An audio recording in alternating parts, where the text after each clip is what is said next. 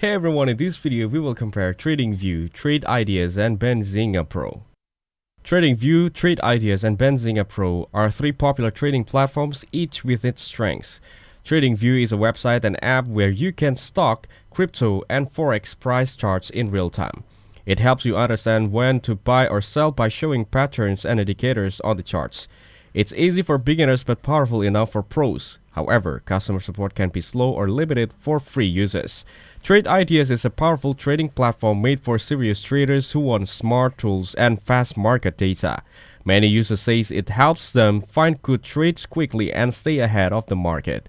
It also comes with a high price, so it's better suited for full-time or active traders.